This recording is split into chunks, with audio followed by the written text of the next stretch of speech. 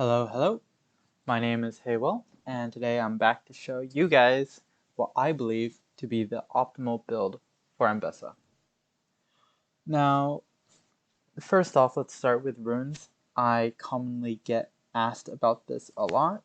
Everyone's always like, oh, what about Grasp? What about Conquer? Why do you go Electrocute almost every game?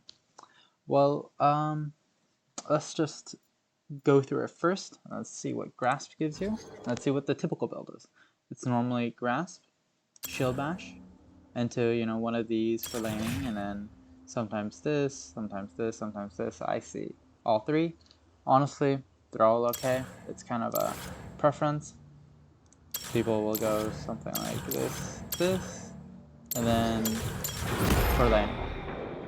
Now this is what I typically see most people build on Ambessa for her runes, and I don't think it's good.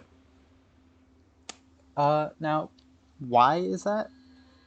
Well, it's not so much that the runes themselves are bad per se. Boots will always be great. Biscuits, always good for laning. Domination runes are just better in my opinion. But more importantly, resolve runes are crazy good. But you can always take them, even with Electrocute. You don't need to take Grasp. I understand why people like Grasp, but let's see what it gives you. Every 4 seconds, your next basic attack will do bonus magic damage based off your max health. It'll heal you for a small percentage of your max health, and it'll give you some permanent max health. This is not good for Ambessa, in terms of it does not scale. Most people take it for laning, and that's perfectly fine, I get that. But again, there are better runes for laning. I'll go over that in a bit. But as for why it doesn't scale, Ambessa doesn't really build HP.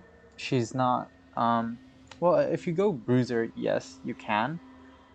But many of her items, even in Bruiser build, does not include HP, and her base HP stats that she gets from levels up, and just what she starts with, it's not very high. Second of all, outside of lane, it's very, very difficult for you to even get Grasp procs off. Typically because if you're comboing properly, you can quick combo and get through everything in all your autos before 4 seconds even ends. So you'll barely even get a Grasp off. The healing you get is non-existent. The damage you get, also non-existent. It's very little, much less than Electrocute. And the permanent health is maybe the only decent thing, but it doesn't help you during lane, and the amount it gives you after lane, again, not really, it doesn't really change anything. You're not going to feel the difference most games. Everything else though, Shield Bash, Bone Plating, the secondary runes, great, amazing. Magical Footwear, this is fine. I just don't believe Biscuits is necessary. You don't need it to survive lane, but if you really enjoy them, then sure, go ahead. As for these runes, Adaptive Force is just always best on Ambessa. She always scales really well with AD. You can go Ability Haste, but it's not totally necessary. Attack Speed, you don't need it. It's like going attack speed on Silas. No, you should be weaving your autos in between each abilities and your dashes, and you already get attack speed from your passive. It's just pointless.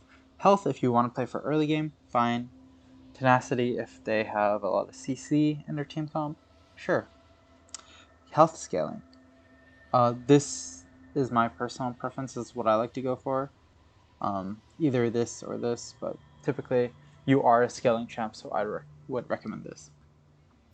Now, so we discussed why this is the typical build. This is because everyone goes it. Pro players go it because they want that safe laning phase and to scale well. And then you'll see high elo players use it, and now everyone builds it. I don't like it. I don't think it's good. But this is what is standard, and if it works for you, then sure. But now what I like to go. Oh wait, let's go for Conquer. Let's talk about Conquer real quick. What I'll see a lot is Conquer with Resolve Secondary, or Conquer with Inspiration or Domination. Let's just talk about Conquer. Conquer, I love the rune, but it's been nerfed so much. along with its tree to the point where it just feels bad to go. Absorb Life, nerfed countless times. Triumph, nerfed countless times. Presence of Mind, not really applicable to Ambessa. All of these have also been nerfed. They removed its tenacity. Like attack speed is not necessary on Ambessa. And Bloodline has just been gutted completely from what it used to be. Plus, it is. Life Steal is not a stat you should be building on Ambessa. It's a bait rune, and it's a bait stat on her. The healing you get from building Life Steal is non existent, and just don't. It's just not it. And then there is these three. These three are actually pretty good. It's kind of just comp and preference stuff based on that. And yeah, you could build any of them. Bruiser is better with like Last Stand. You have a lot of tanks you can go cut down. Coup de Grace, my personal go-to because I like taking kills and executing people. Yeah. So Conquer is great when you're into tanks or when you're planning on taking long extended fights and going Bruiser. And it's great against melee comps. The only problem with it is that you don't really get to use it much during laning phase outside of specific matchups, just because Ambessa's cooldowns are so long in the early game. And the one no well think about Riven, okay? Riven gets more ways to proc it with an extra Q. Although I guess she has E, but Riven gets the way Riven players like to play, is they like to stack up their Qs. They like to Q3 auto onto you and then walk away, and then their Q suddenly back off cooldown again, and they go back in, and then they continue stacking the Conquer, and then they keep it up with Ignite, and then they all on you. Aatrox players do the same thing. It's not something Ambessa can do.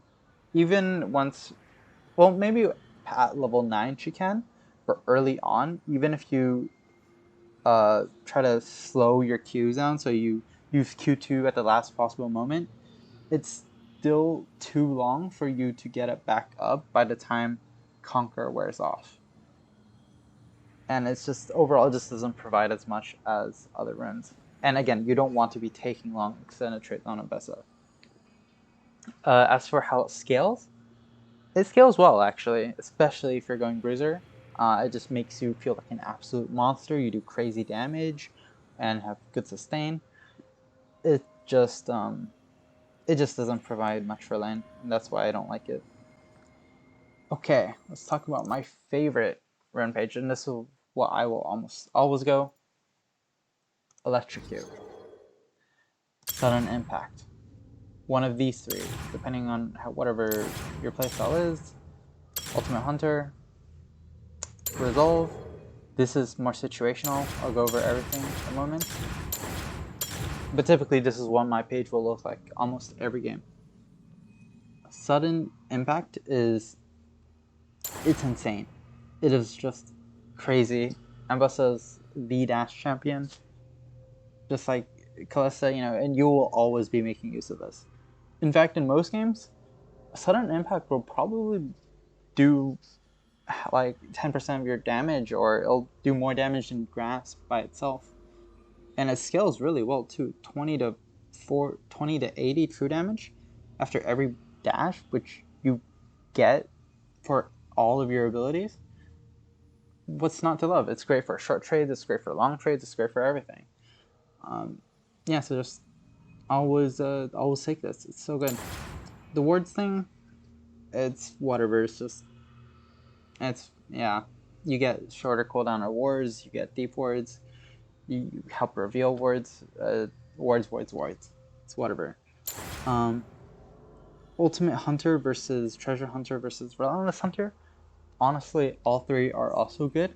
Relentless Hunter is great when you're roaming and you want to keep on getting picks and kills, but personally, I prefer Ultimate Hunter. Treasure Hunter is great. You get a lot of gold to accelerate and snowball. The only problem is it's been nerfed a lot, so the amount of gold you get from it's still good. You can still take it. I just personally prefer Treasure Ultimate Hunter now because it makes your ult cooldown so low that you will just have it up for assassinations or picks or almost every team fight. And I think that's very important because Ambessa is a champion who is very reliant on her ult to gain entry in team fights. Without her ult, it's very difficult for her to play.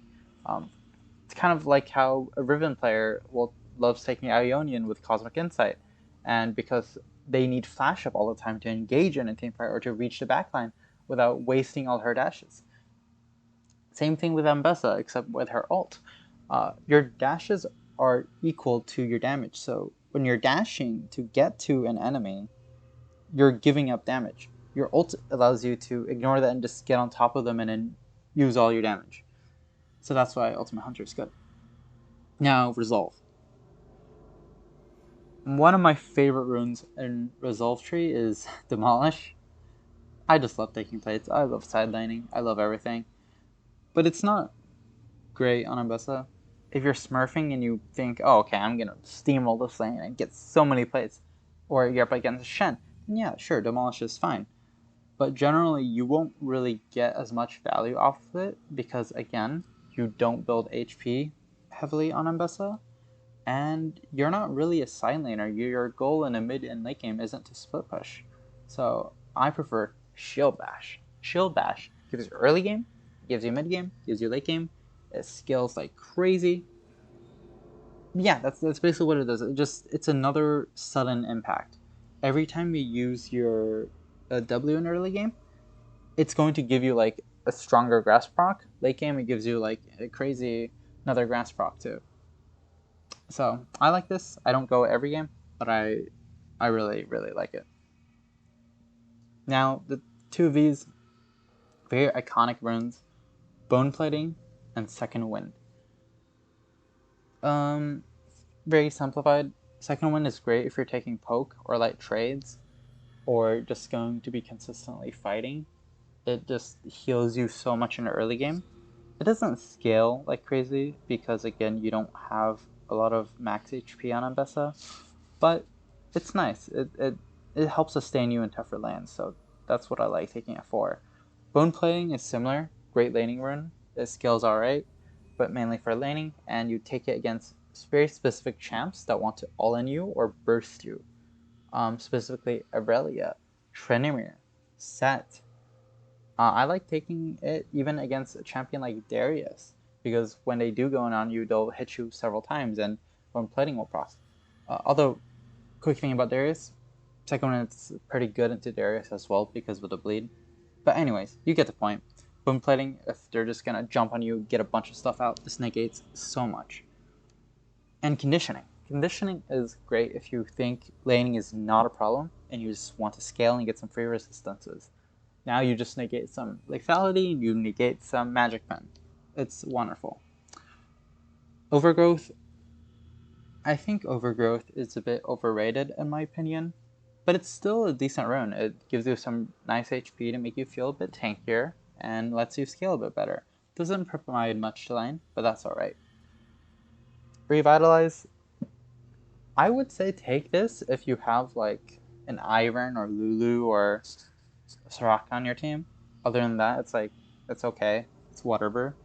You don't get so when you play Ambessa, your healing is you get a good amount of healing, but it's nothing crazy, and you get a good amount of shields, but not enough, not common enough to where the point I would say, oh, you have to take Revitalize, because your shield doesn't last too long, and typically enemies won't even burst through your entire shield, and yeah, you don't really make full use of it, but it's still good. Unflinching, I haven't actually played this run much, so I can't speak. Personally, from what I see, it's okay. I don't think it's bad per se. I don't just see how it's incredibly good either, if I'm being honest. I think it's okay during lane if you're up in a specific matchup where they slow you or they initiate on you with a form of CC. or again, if the enemy just has a lot of CC in general, then yeah, sure, it's great. So I'm not going to speak too much on that. Okay, so when I am picking between which resolve trees to go, it really just depends on the lane and the comp. If it's a free matchup or I have, again, enchanters on my team, then something you'll often see me go is just Shield Bash and Revitalize. I like this combo a lot, but I can also, if I just want to scale, and I think lane is super free, I can do something entirely different with Conditioning and Overgrowth. And now, boom, after laning phase ends, I get a bunch of HP, and I get a ton of resistances. And finally, if it's a really tough lane, I will enjoy going Shield Bash. That gives me a lot of damage to use in the laning phase. And one of the two from Second Wind and Bone Plating, again, depending on just the matchup. But yeah, that's basically it for the runes I'll pick and the main runes you'll commonly see. If you have any questions, please let me know in the comments. Okay, so now to address the Grasp and Conquer versus Electrocute situation, I'll just run over it really quick. I explained why I don't really like Grasp. It doesn't really provide much after lane, and in lane it gives you a bit of sustain and a bit of damage. Conquer also explained why I don't particularly like it anymore. It doesn't give you too much during lane either, unless it's, again, a very specific matchup. And basically, Electrocute will just always outdamage both Conquer and Grasp, both in lane and outside of lane. In lane, Electrocute damage is much higher than Grasp, and it fits your rotations. Now, I think Grasp, everyone's like, oh, well, yes, Grasp obviously does less damage than Electrocute, but it has a shorter cooldown. It's only 4 seconds. And what I say to that is, Ambessa doesn't really play in a way where she's going up and smacking you with an auto every 4 seconds. She typically plays in short trades and short combos where she uses most of her abilities on cooldown, and then she backs off until they're back up. And that fits much more in line with the Electrocute cooldown rather than, the short cooldown of Grasp, in which you just don't get to make use of that. You don't get value out of Grasp's short cooldown. And also about the sustain, Grasp sustain is non-existent in my opinion. It really does not do much for you. And I say, you know what? Killing the enemy probably gives you more sustain than Grasp does. So that's what I think. Yep. Okay, so I just wanted to give you a quick visual example of why I really like this run setup. Check this out. This is, by the way, this is after I added armor and whatnot. Look at that. That's plus 75 damage that you can get level 1 that Grasp would not get you. Okay, now, of course, obviously, maybe you hit the minion wave first and you wait 4 seconds, then you jump in and then do the combo, get a Grasp proc. That gives you like, what, 20, 24 damage on average? This gives you double that. And it gives you so much, because not only are you repeating this every time it's off cooldown with your combo, you're able to gain priority with this too. It gives you a lot of early power as well. And yeah, that's why I really like Electrocute. Okay, let's test this out, but with the Grasp now. Obey my judgment. Let's say you're hitting the wave level 1, getting Crash ready, and then you get 21 damage. That's 21 damage compared to 71 you could be getting with Electrocute and Sudden Impact. You're losing out on 50 damage that you could be consistently outputting every 20 seconds. And yeah, I mean, that kind of sums up why I don't really like Grasp compared to Electrocute. And of course, you're right in which Grasp is shorter cooldown, but as I explained earlier, when you go in and you use your cooldown, let's say you're doing this whole thing, get a whole like whatever, you're probably just going to get one Grasp off, and then you're going to dip, right? Let's do this again. Let's say you're trading, right? And you see an angle to go in. That entire combo, you only get one Grasp proc off, right? Unless you're delaying it or slowing it down. In general, you don't even want to take trades that are that long. You want to do much shorter. And again, let's look at the cooldowns. They're very long. You're not going to be going in until your cooldowns are all back up, especially your W. And by that time, that matches your Electrocute cooldown much better than it matches your Grasp cooldown. Okay, so we discussed runes on Ambessa. We namely went through Electrocute, Conquer, Grasp, of which all three have their different uses, and I explained why I prefer Grasp. Why I preferred Electrocute over all of them. And now let's move on to items. So, for most starting items, I love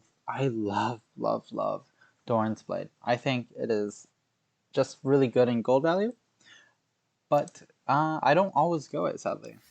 But if I can get away with it, I will definitely take it as my starting item. It's great when you want to go aggressive and you're not going to take much poke in lane. However, more commonly, you'll have to take shield for many matchups, whether it's ranged or something where you're just going to be jumping in anytime you can with W. The shield is just wonderful because it sustains you and gives you the resource, your HP, to keep fighting and eventually wear and tear down the enemy. This is great when you have somebody that you can't all in and you need to just like slowly tear them down. It's great for example, Mordekaiser. Every time he throws down that Q at you, you mash that W, you go in, take a short trade, get out. And D-Shield is just great for that because it gives you so much value and sustain and lets you basically come out of trades, short trades on top. D-Blade, much better when you're up against someone like Kale. And you might be like, oh, well, Kale pokes me, whatever. No, you want to all-in that person whenever they're low. You just want to do damage, you want to shut them down, kill them before they can kill you. By the way, never all-in a Kale level 1. Not a good idea. But you get the idea. Cole, I hear people asking about Cole. I haven't tried it much, but I don't think, I could be wrong, but I don't think it's a wonderful item for Ambessa.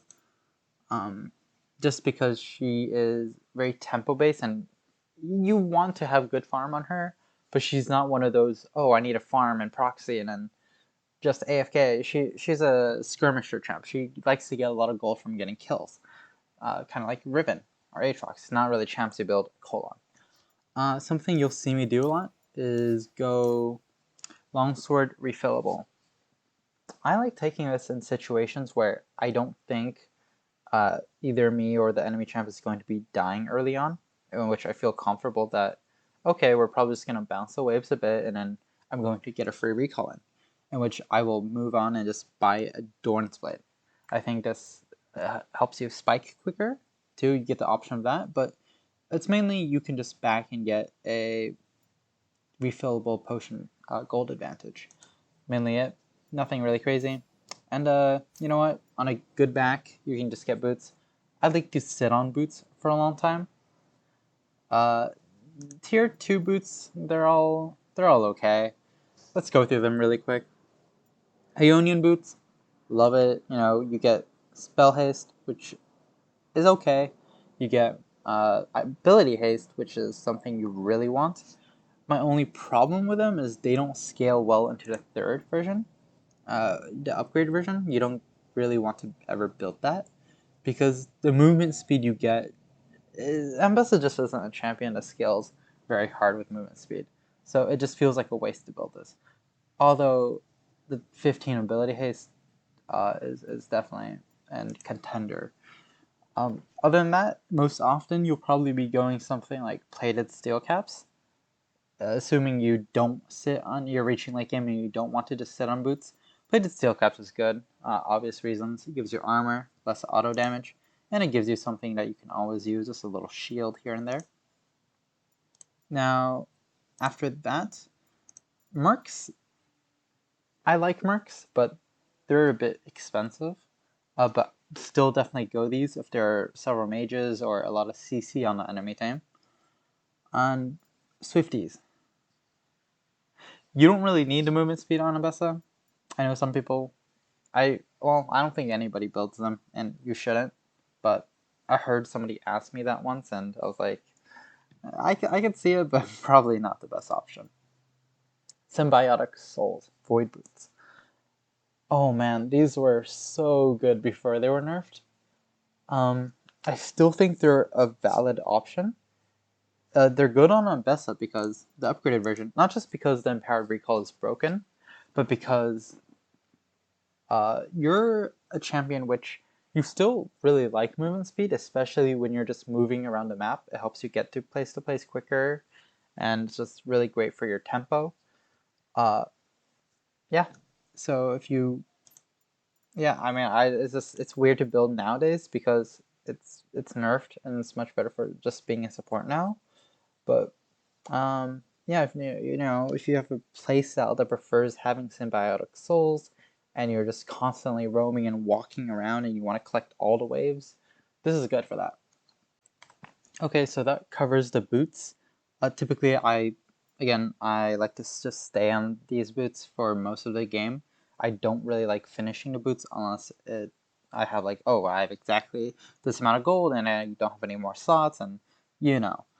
But yeah, for the blade, again, I like to take it when I'm going aggressive and I'm happy to scale. I like D-shield when it's a rougher lane and I need it against the matchup, and longsword refill when I can get away with it. Boots, take it when you gotta take it. I suggest sitting on them, but you can always get tabbies, especially if it's it's a Yone, or it's a bunch of auto attackers. Then that's a different situation. But moving on, so the two most common builds you will probably go through, other than a hybrid, will probably just be the Bruiser and Lethality build. So for the Bruiser build, you guys can guess you want to go Eclipse first item. Lovely item. It gives you almost really everything you would want on Ambessa. It gives you attack damage, a lot of attack damage. The price is good for only 2.9, and 15 ability haste. And it gives you, some powerful dueling potential. It lets you, it's good against squishies, against tankier champs like bruisers and tanks. Bit of sustain. It's just wonderful first item overall. Now, second item, I previously used to go Black Cleaver, just because I think I love Black Cleaver as an item, and I think it's pretty decent on Bruiser and Ambessa, but I finally gave in and I started building Spear of Shojin. Personally, I don't like Spear of Shojin. I think it's a very overrated item, but it's still okay, and yeah, it's just a decent second item for Ambessa. It gives you tons of HP, gives you a good amount of AD, gives you a lot of ability haste, and that's the primary reason why I would ever advocate for this item. There's so much ability haste, and it just really allows you to live up that bruiser potential, getting your cooldowns much faster, and just being able to pop off in team fights. After that, Death Stance, amazing. Best. This is my favorite item in the game, by the way. Death Stance. This is the game where this is the item that allows you just 1v9 in games. It doesn't matter like what champion you're playing. Like if you're a bruiser and you got Death Stance, boom, it can just let you take over when you have a lead. In team fights, you just 1v9, you kill them, and you just reset next person. It gives you 80, it gives you ability haste. It's just amazing, and it's a scaling item too. It scales with game time, because as the game gets later and later, the shorter team fights are, and therefore the more valuable that 3 seconds is. And again, you also have like insane damage late game, and you one shot them quicker, which means you get more healing from it as well through the damage, the pain pool that's negated. After this, You'd expect something like maybe Maw, which I do like and which I would advocate for. I think these two as a combo, wonderful late game items that just give you a ton of resistances and still like retaining damage. But I'd actually go for Cerilda's Grudge as a fourth item, and even as Bruiser. I just think this is what I would go. If I'm not going, okay, if I didn't have Cerilda's, I'd probably go Eclipse into Black Cleaver into Death Stance and Maw. But because this item exists and it's just so good, I will typically try to get this almost every game. And the reason for that is because it's applicable to everything. It doesn't take, stacks to stack up like Black Cleaver or like Spear Shojin, and it instantly gives you an extra like 21% shred at level 16 against all champions, which means you can instantly start melting everyone. It doesn't matter if you're an Ornn. It doesn't matter if you're like what are any tank, or if you're a Darius or even a squishy, little ADC. This will provide a good amount of value. This is the equivalent of like a lethality item against squishies, and it's the bane of all bruisers and tanks. It's amazing. So the point of this build, this goal, is to give you the survivability to get through multiple rotations in a team fight while still retaining enough damage to basically massacre everyone. And most often you'll want to go this bruiser build when you think you can get a lead, especially in gold, or snowball your lane. The reason for this is because, first off, most items in this list are pretty expensive. And second of all, that is generally just how bruisers work. That's how most top laners work. If you're a Darius, if you're a Riven, if you're like a whatever, you want to just 1v9 teamfights by stomping that lane so hard that you'll have both the damage and the survivability to just carry your teammates. Now, let's move on to lethality items. So, if you watch my videos, you'll know that I'm a very big fan of the lethality build. The reason for that being, regardless of ahead or behind, lethality always keeps you in a game. If you're going to bruiser build and you're 2-5 and you solo, you find an ADC walking the river alone, you jump on them, the reality is, even with your full combo, you might not be able to kill them. Or maybe you'll have to hit everything perfectly to like barely kill them. But chances are you're just going to get, CC'd and kited and whatever, right? Whereas if you go lethality, you can be 0-5. But as long as like you hit your ult on the ADC, you can still one-shot them. So in other words, you will always be useful. This is always good, and just you have a role as an assassin. You'll just always provide damage in that way. Because again, that's all Ambessa really is. She doesn't provide other hard CC like other top laners or your typical tank. Instead, her value comes from the fact that she's a huge backline threat, and lethality just enables that to the extreme. So for the first item, I would go, and lethality is almost always voltaic. And the reason for that is because first of all, it's great stats. You get 55 attack damage, almost 20 lethality, and a bit of ability haste. These are the things you want. You basically want these three things. You want AD, lethality, or armor shred, and ability haste. And what I really like about this item more than anything else is the slow. The slow is beautiful. It's not the damage. They could remove the damage from this item, like from the slow, and I would still build it. Because similar to how Zed mains, they love Voltaic, because it basically it guarantees all their shurikens hitting. You want this on Ambessa because it guarantees your Q positioning, and it guarantees hitting your Q1 and on the sweet spot, and it guarantees hitting your Q2. Even if they flash away, they're still slowed for that 1 second, allowing you to quickly just react and get on top of them again and just hit them with your Q2 and just make them explode. Because have you ever had that experience as Bruiser where you ult on top of the ADC and you Q on them and you spin on them, and then they're still barely alive and you're about to finish them off and they're 1 HP, but then you're out of abilities and they just kite you and just slowly die as they just run away. Well, guess what? That doesn't happen with the Voltaic. They're float and you can just keep on hitting them in your passive and just I like it. You can that's why. Second item, I love Edge of Night. I think Edge of Night kind of explains itself. Gives you a bit of survivability. It gives you a lot of AD, lethality. Gives you some health. Only problem, it doesn't give you ability haste, but that I guess that's fine because your goal in lethality build isn't necessarily to 1v9 a team fight like a Juggernaut and getting through multiple rotations. Your goal is to one-shot them within a single rotation and then just walk out without dying. Edge of Night enables that because just the spell shield is just so good.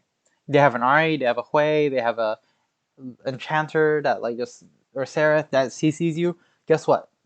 You get to dive them anytime you want under tower. You're no longer getting CC'd and just kited to oblivion. Now you could just jump in team fights and not worried about just getting instantly blown up. Wonderful. And then third item, Cerdos. I like this item. I already explained why. I just like building a third because by the time you get this 3 item power spike, you're able to one-shot everything. All right, you don't even have to hit your Qs on the ADC anymore. You just hit Alt, Q, E, they're dead. That's it. And then that's why I would say after these 3 core items, that's when you can start building a bit more defensive. And I like to build Death Stance, and I like to build Maw. Just great defensive items that still provide a lot of AD and damage, so you're now able to survive these team fights and still one-shot everything. Okay, now there is another thing that I haven't tested as much, but I've heard a lot about, and I plan on testing because I think it sounds pretty good. Opportunity. Second item. Because frankly, look at this. It doesn't say here, but it gives you an insane amount of lethality early game that just lets you one-shot anything with just 2 item spikes. It's wonderful in team fights because you're able to one-shot the ADC and then run away, get out to safety, wait till your cooldowns are back up, and then go back in. But it's also great early game because lethality is much stronger early game, and this gives you like almost 30, and you're basically doing true damage early game. So consider building the second item when you don't need an Edge of Night. Now, situational items. Let's talk about those for a second. So a common situational item you might build would be Executioner's Calling. This would come in handy whenever you really need that anti-heal, whether against a late game Mundo or an Aatrox, or maybe they just have a Srock on their team. This can be a great item and really negate tons of healing. Personally, I don't think it's as necessary on Ambessa, just because you are a champion that's able to deal so much burst that you're kind of able to just one-shot through healing. But, some cases you might need that anti-heal, so you can always take it. I don't really build it into Chempunk. I like to just sit on it and just take it as a singular component. But when I do get to that stage where, okay, I need to finish this item, I like to take it as Mortal Reminder just for the armor pen. And the crit isn't amazing on Ambessa, but it's not the worst either, so works. After that, a very good item is Guardian Angel. This is great against certain comps whenever you need AD and armor, and Death Stance just might not be cutting it. When your team might need a frontline, or like let's say enemy has like a reset comp like Katarina, Darius, Viego. This can really just gut that team, especially if you have a lead and you don't want to risk giving out bounties. This can really change how team fights play out. Next up would be Opportunity. Mentioned this earlier. This might end up being a good second item. Generally, this is a more common item I'll build when going lethality. Usually if I don't need the Death Stance or I don't need them all, I'll just add Opportunity. It's just a great lethality item overall. Does exactly what you want to do as an assassin. It just helps you quickly one-shot, so if I have a free slot, I'll definitely consider going this. Now for one of my favorite items, Serpent's Fang. I think this is probably the best situational item here, and anytime you can abuse it, I think you should abuse it. Even if it's just for a single matchup, like you're going up against a Shen or Mordekaiser, this just changes everything.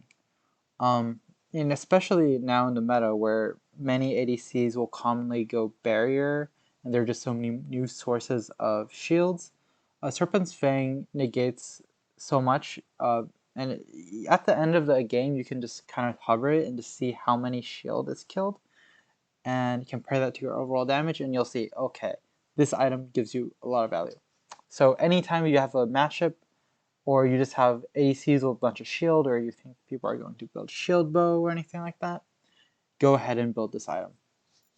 Now, finally, yes, Black Cleaver. I also really like this item. If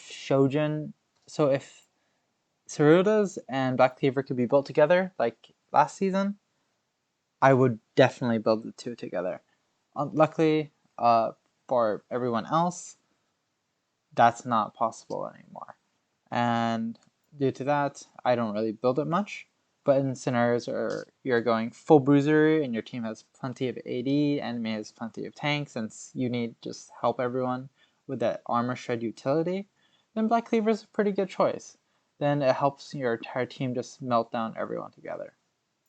And then finally, this is certainly not something you'll build much, but Spirit Visage.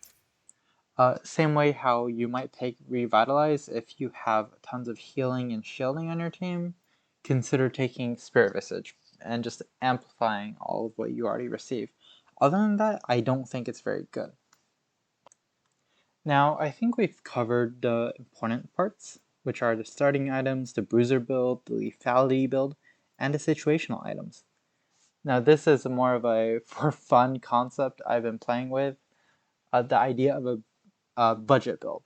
Whether it's you're just really behind, or you don't think you're going to get many resources, or hell, maybe you're going support.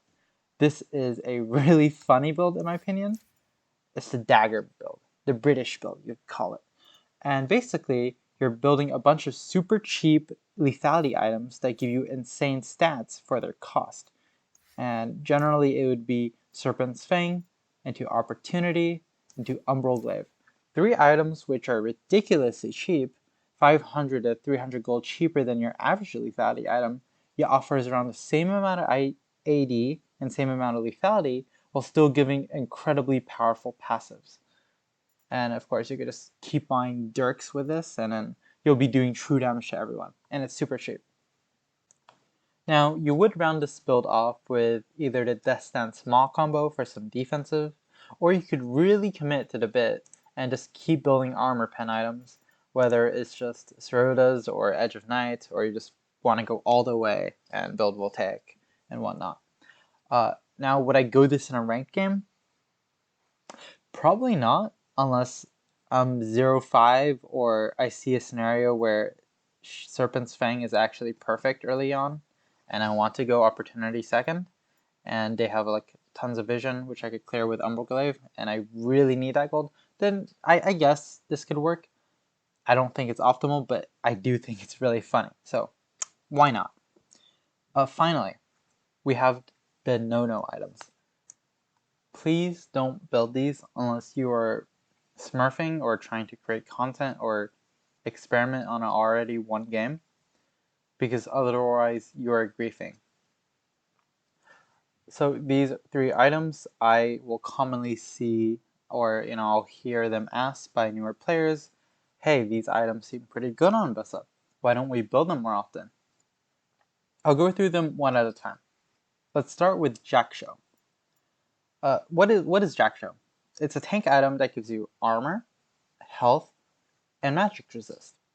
After 5 seconds of champion combat, you get to increase your bonus magic and armor by 30% until the end of combat.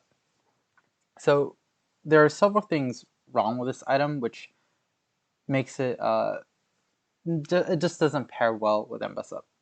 First of all, with its passive, it gives you armor and magic resist based off of what you already have, what you've already built, which means it's designed for tanks. It's designed for people who have already built a large amount of armor and magic resist. Wait a minute, doesn't Ambessa do that through Death Stance and Maw?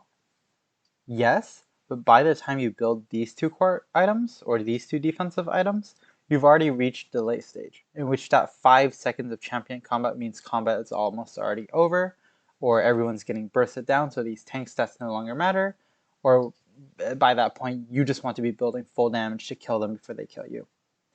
Other than that, yeah, this passive is pretty much useless on Ambessa, because again, she enters into fight through her ult, which means she's very quick that you just get in and then you either kill them really quickly or they kill you really quickly. You don't really do well in these long extended fights. You're not a juggernaut like Darius.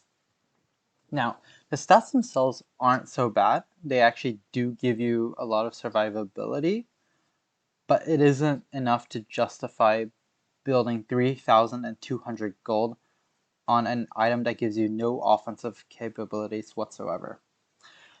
If you want to survive longer in a team fight, I would say Guardian Angel, or Death Stance, or maybe even Spirit Visage, or hell, Sterix Gauge might be better. And I don't like that item on Ambessa either. Just please don't build Jack Show. The resistances and health seem nice, but they are not worth it.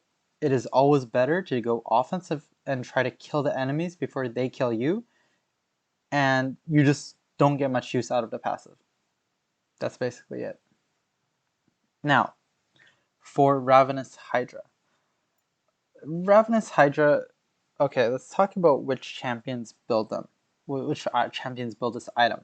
You'll most commonly see Fiora, Trundle, Camille build this item. Now, what's something that these three champions have in common?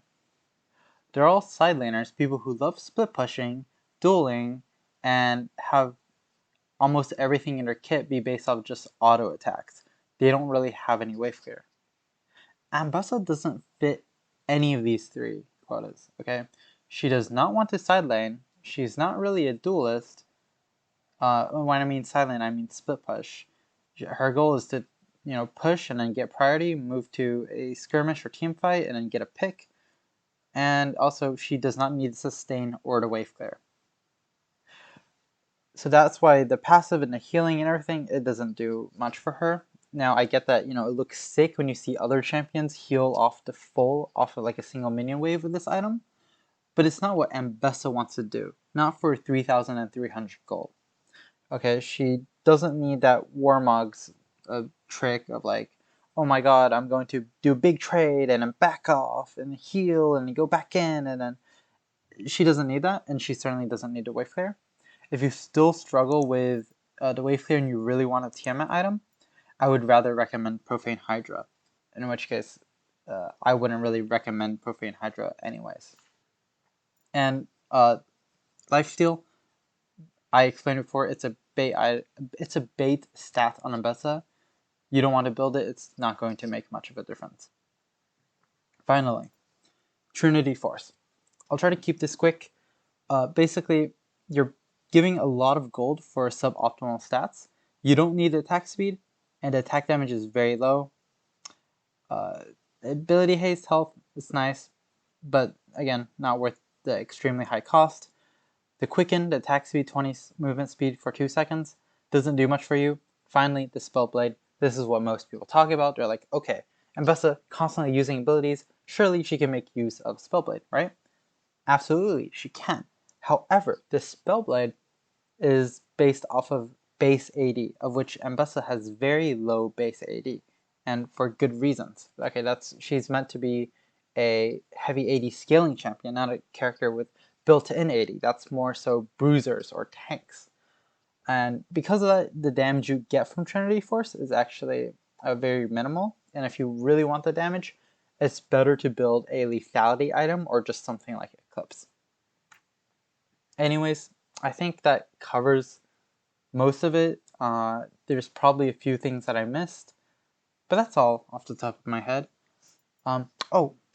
Words. Yellow word, red word, blue word. All three are good on Ambessa. I typically start with yellow words, and then if I'm going lethality, I like to move on to red words just to get clear vision, and get assassinations off. And if I'm going bruiser, more often I'll go blue just to get a good idea of, okay, this is a good angle for me to flank in, or this is a good angle for me to get a jump on them, or just see what objectives and what's going on around the map. Yeah. Anyways, I think that's it. I hope you learned a lot from discussing the runes and the builds for Ambessa. If you have any questions, comments, concerns, please let me know. I'd be more than happy to talk about it over with you. And also remember, everything I discussed today, they're just opinions. They're just how I feel and what I've thought about the items. I've done a lot of personal numbers testing, which is what's helped me come to this conclusion. Everything I've seen here, I've gone to practice tool for hours and just tried a bunch of combinations, seeing what damage you can get out of what combos at, what stage does this item do better than others. So this is just what I've come to a decision of after all that. But again, if you have something that you really enjoy doing, if you have something that a build that you really like, I say go for that. At the end of the day, what's fun is sometimes what's best, or what you're most comfortable on is what's important. Take everything with a grain of salt. But with that being said, I hope you enjoyed this guide, and yeah, thanks for watching. And if you haven't yet, like and subscribe. Bye!